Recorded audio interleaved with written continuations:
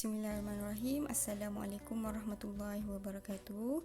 Hari ini kita akan belajar mata pelajaran Faraid Darjah 6 yang bertajuk Pusaka Bapa, Datuk dan Ibu. Berikut adalah carta yang kita akan belajar pada hari ini, iaitu si mati yang meninggalkan bapa ataupun datuk ataupun ibu. Dan sebelum ni kita telah pun belajar maksud bapa yang mempusakai, datuk yang mempusakai dan ibu yang mempusakai. Ini adalah contoh carta gambar mengenai waris-waris asas faraid yang perlu murid-murid ketahui. Di dalam faraid juga kita perlu tahu ashabul furud. Ashabul furud ini telah ditentukan oleh syarak, di mana ada pecahan-pecahan yang telah ditentukan dan tahu berapa kadar-kadar pusaka yang perlu diketahui. Berikut adalah pusaka bapa yang terbahagi kepada 3 bahagian. Yang pertama sudus 1/6 jika si mati meninggalkan furuk waris. Siapa itu furuk waris? Furuk waris ialah anak ataupun cucu daripada anak lelaki hingga ke bawah. Sama ada lelaki dan perempuan ataupun lelaki sahaja. Bahagian yang kedua pula, bapa mendapat bahagian asobah jika si mati tidak meninggalkan furuk waris. Dan yang ketiga adalah sudus 1/6 dan asobah jika si mati meninggalkan furuk waris perempuan sahaja. Sebentar lagi kita lihat contoh seorang yang mati meninggalkan waris-waris dan kita lihat berapa bahagian yang bapa akan dapat. Ini adalah contoh-contohnya. Bahagian yang pertama sudus 1/6 jika si mati meninggalkan isteri, bapa dan anak lelaki. Yang kedua asobah jika si mati meninggalkan isteri dan bapa. Dan bahagian sudus 1/6 dan asobah jika si mati meninggalkan isteri, seorang anak perempuan dan bapa. Cikgu akan tunjukkan contoh-contoh bagaimana untuk mendapatkan asal masalah dan bahagiannya. Baiklah murid-murid, di sini cikgu nak terangkan mengenai pusaka bapa. Yang kita tahu pusaka bapa ini terbahagi kepada 3 bahagian. Yang pertama, bapa mendapat fardus sudus 1/6 jika si mati meninggalkan furuk waris. Siapa itu furuk waris? Furuk waris ialah anak ataupun cucu daripada anak lelaki hingga ke bawah. Sama ada lelaki dan perempuan ataupun lelaki sahaja. Baiklah, kita lihat yang tadi adalah bapa yang menerima fardus sudus, yang mana dia akan mendapat 1/6. Contohnya, kita lihat contohnya, iaitu seorang mati meninggalkan isteri, bapa dan anak lelaki. Baiklah, kita lihat pula kadar pusaka yang telah didapat oleh isteri, bapa dan anak lelaki. Isteri mendapat kadar pusaka 1/8 kerana dia ada anak lelaki. Bapa dapat sudus 1/6 kerana si mati meninggalkan furuk waris, iaitu tadi anak lelaki dia akan dapat 1/6 dan anak lelaki akan dapat asobah. Apa itu asobah? Asobah ialah baki harta pusaka yang telah diagihkan kepada isteri dan bapa tadi. Jadi asobah ni dia dapat baki ke semua harta setelah diagihkan kepada 1/8 isteri dan 1/6 bapa. Baiklah, kita lihat pula kepada asal masalah. Mungkin ada murid yang tertanya-tanya, bagaimana kita boleh dapat asal masalah 24 ini? Asal masalah ada 2, ada 3, ada 4, ada 6, 8, 12 dan 24. Macam mana kita boleh dapat asal masalah 24? Macam mana kita nak cari nombor asal masalah ini? Mestilah nombor yang boleh masuk dalam setiap pecahan. Contohnya macam mana? Okey, macam mana nak cari asal masalah? Kita lihat kepada kadar. Kadar pecahan dia 8, dan 6. Sebenarnya dia ada 4 konsep, iaitu tamasul, tadahul, tawafuk dan tabayun. Tapi kita terus masuk kepada asal masalah supaya masing-masing dapat tahu macam mana kita nak cari asal masalah tanpa kita lihat yang itulah. Sebab kita terus masuk bahagian pusaka bapa ni. Jadi cikgu nak bagi contoh saja untuk murid-murid faham macam mana boleh adanya asal masalah dan macam mana boleh adanya bahagian kepada isteri bapa, anak lelaki. Kita lihat jumlahnya. Ada satu cara yang cikgu nak share kepada murid-murid macam mana kita nak cari asal masalah menggunakan teknik ini. Kita kena bahagikan sebutan bawah. Kita ambil 8 dan 6.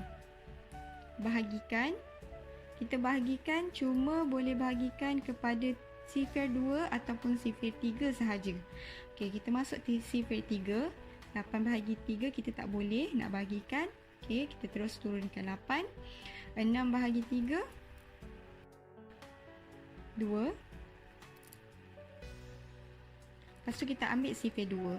Sebab sifir 3 kita dah tak boleh bahagikan 8 dengan 3. Kita ambil sifir 2. Okey, dekat sini awak kena keluarkan kalkulator sebab faraid ni memang dia kena pakai kalkulator supaya awak boleh dapat jawapan dia. 8 bahagi 2 4. 2 bahagi 2 1. Lepas tu kita bahagikan lagi dengan 2. Okey, bahagi dengan 2. Bahagikan 4 bahagi 2 2. Okey, yang ini tetap 1. Okey. Lepas tu kita masuk 2 lagi, 2 bagi 2 1 dan kita jatuhkan 2 1. Okey, jadi macam mana kita nak tahu asal masalah dia? Darabkan 3 darab 2. Lepas tu 2 darab 2 berapa?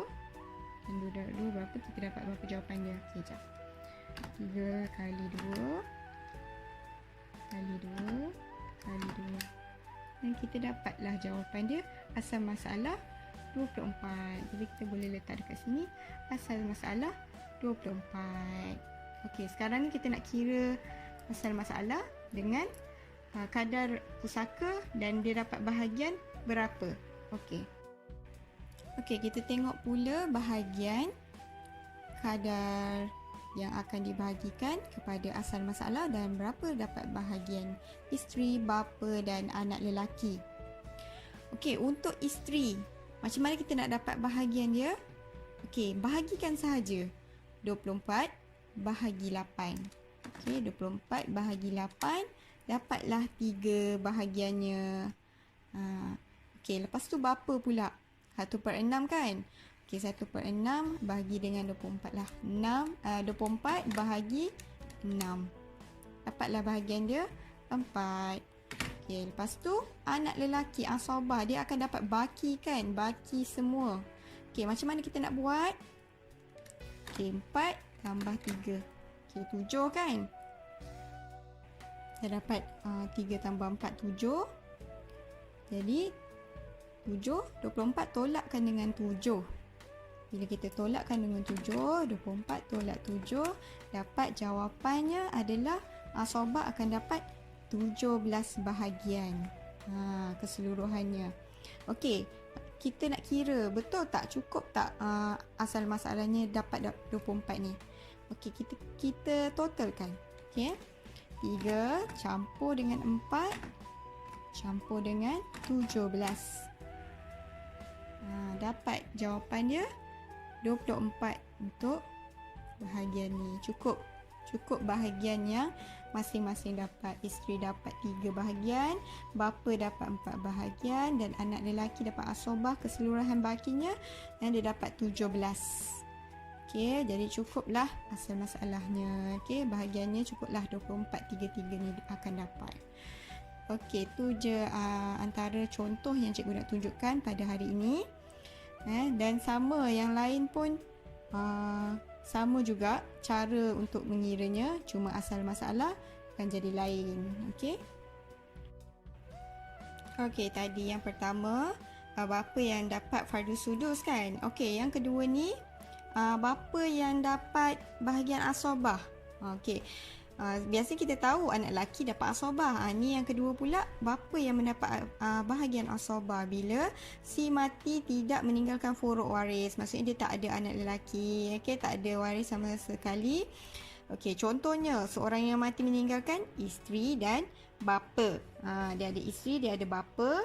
Jadi isteri yang tiada furuk waris, tak ada anak lelaki, okey, dia akan dapat kadar pusaka 1/4. Okay, kadar pusaka ni memang dah ditentukan oleh syarak, ya. Okey, lepas tu bapa pula akan dapat asobah keseluruhan, keseluruhan baki keseluruhan harta yang telah isteri dapat.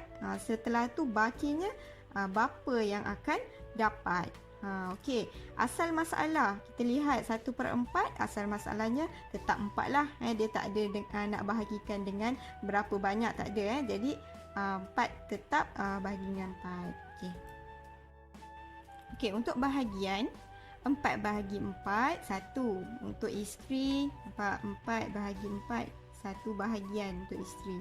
Dan bapa akan dapat asobah. Okey, macam mana caranya? Macam biasalah, kita akan tolakkan kepada asal masalah. Okey, 4 tolak 1, 3. Jadi 3 bahagian bagi bapa yang mendapat asobah keseluruhannya. Dan cuba kita tambahkan 1 tambah 3 jadi 4, dan asal masalah betul 4. Okey, contoh yang ketiga pula. Okey, bila bapa mendapat fardus sudus 1/6 dan asobah. Dia dapat 2. Okey, dia dapat sudus 1/6 dengan asobah bila si mati tinggalkan furuk waris perempuan sahaja. Yang mana anak perempuan ke ataupun cucu perempuan daripada anak lelaki hingga ke bawah. Okey, maka bapa menerima secara fardus sudus 1/6 terlebih dahulu. Lepas tu dia akan dapat asobah sekiranya ada baki. Okey, jadi bapa ni akan dapat fardus sudus dulu 1/6, lepas tu dia akan dapat asobah pula sebab dia ada furuk waris perempuan ni. Okey, kita lihat contohnya. Okey, isteri dia ada anak kan. Okey, jadi dia 1/8 kadar pusakanya, dan seorang anak perempuan dia kadar pusakanya 1/2. Bapa letaklah 1/6. Okey, dan asobah sebab dia ada seorang anak perempuan. Maksudnya yang meninggal, yang mati meninggalkan seorang anak perempuan.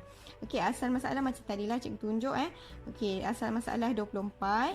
Okey, lepas tu bahagian dia 8. 24 bahagi dengan 8. 24 bahagi 8, 3. 24 bahagi 2, 12. 24 bahagi 6, 4. Dan bakinya macam mana? Okey, 12 campur 3 campur 4. Berapa?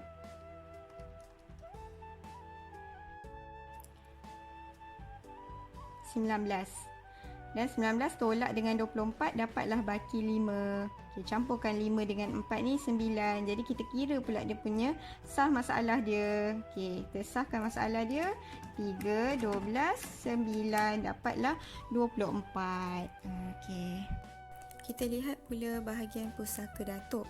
Bahagian pusaka datuk ni sama sahaja seperti bahagian pusaka bapa yang kita dah belajar tadi. Sama, fardu 1/6. Asobah dan fardu 1/6 dan asobah. Yang lainnya adalah mahjub, iaitu terhalang.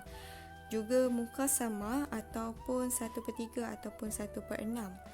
Okey, yang terhalang ataupun tertegah ni daripada mendapat harta pusaka. Sebab apa?